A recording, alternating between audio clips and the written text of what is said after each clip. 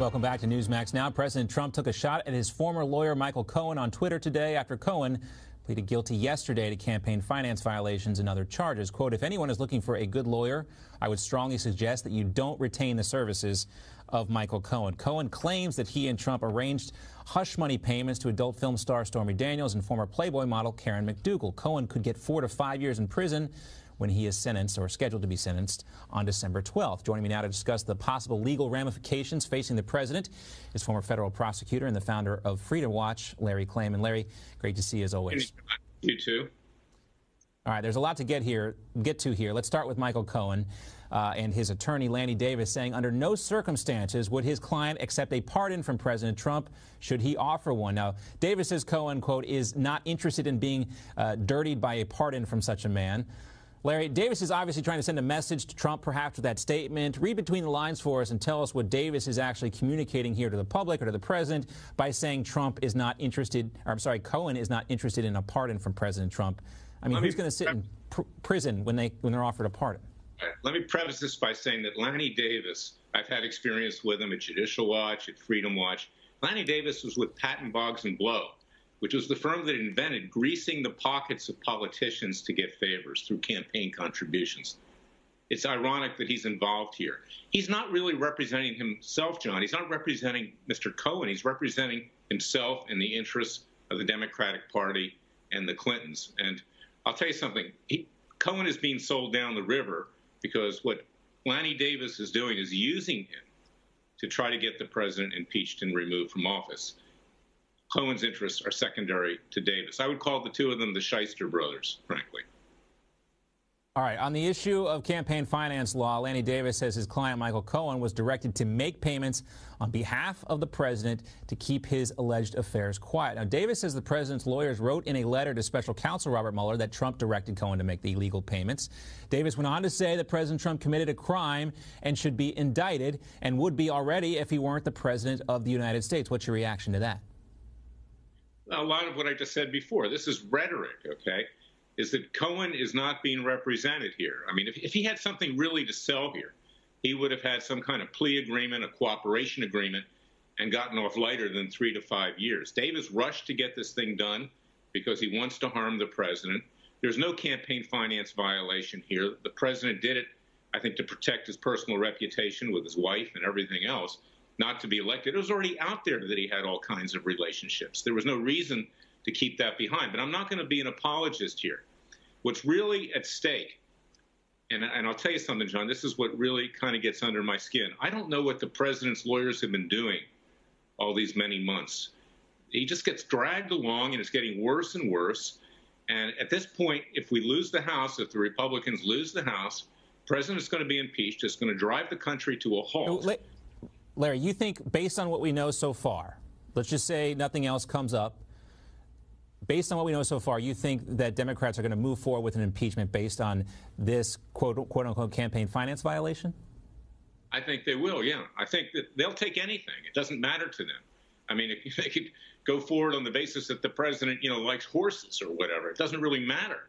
But the reality here is that, and this is the point I really want to make, and I hope I'm not veering off too much, John, is that Rudy Giuliani, I mean, you can't do a defense by bombast and bravado, is that they need to take the offensive here. I've been telling them, take Mueller out sooner. If you're not going to fire him, or if you're not going to replace the Attorney General Sessions, who sits there inert, or the corrupt Deputy Attorney General Rosenstein, and his Obama holdover, then bring a lawsuit to challenge Mueller's authority at least and get it up to the Supreme Court. They've lost a lot of time. They can also be bringing a lawsuit on the illegal surveillance and his Obama holdover, then bring a lawsuit to challenge Mueller's authority at least and get it up to the Supreme Court. They've lost a lot of time. They can also be bringing a lawsuit on the illegal surveillance against the Trump campaign and the president in particular. I brought one 4 years ago, and we won that at the preliminary stage. It's illegal. So why are they sitting there just doing interviews on TV, particularly Giuliani, who can't even keep his facts straight, and not taking affirmative action to try to head off Mueller? Because things are closing in on the president. Now, I don't think he's done anything wrong, but it doesn't matter because Mueller wants his head, and there's going to be a very I believe Giuliani told the Washington Post today that he feels like this is a sign, everything we saw yesterday is a sign that Mueller's wrapping up, and they think this is going to come to a close very soon. It might be wishful thinking on Giuliani's part. Now, going back to what you were talking about before with this campaign finance law that was violated by Cohen. He admits he violated it. Yesterday, we had Alan Dershowitz on the show. He told us that violating election law is a crime, the finance law, but not a high crime worthy of impeachment. Take a listen.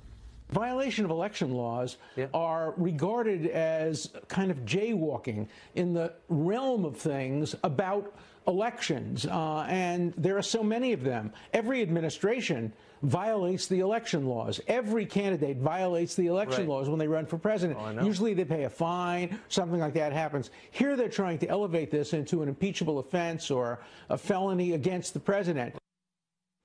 Sorry, that was a clip from Alan Dershowitz on Fox News after he appeared on our show. But, you know, there's that threshold of high crimes and misdemeanors that has to be met for impeachment. And Larry, Professor Dershowitz says this doesn't meet that threshold. What say you?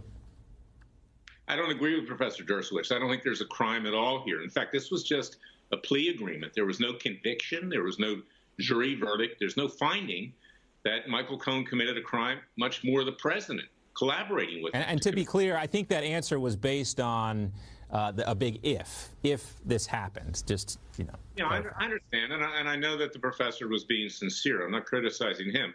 But in this case, it was Trump's own money.